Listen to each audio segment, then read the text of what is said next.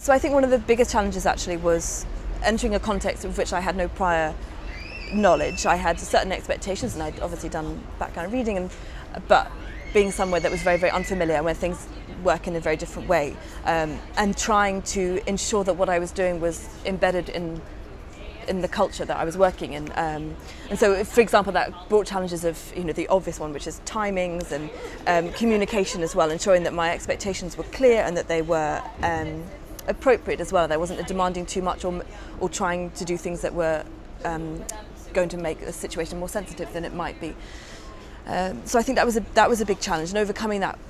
And I think there was also, on the receiving end, people perceiving me in a certain way. There's often a conflict, and I think it's quite widely documented, between NGOs coming into an African context and trying to enforce certain values, and there being a resistance or certain expectations on the other side. So I think the biggest challenge was trying to negotiate my way through that and make sure that what I was doing was appropriate for the context, and something that once I'd set up could continue after I'd left. And I did come across quite a few barriers. I mean, timing, as I've mentioned, being one of them, and just things not being quite properly understood and being implemented after I'd left. So when I went back, there was quite a lot of catch-up that needed to happen, and it was a big lesson for me in communicating and ensuring that when people are agreeing and saying that makes sense, whether they actually are, and how that communication is done effectively.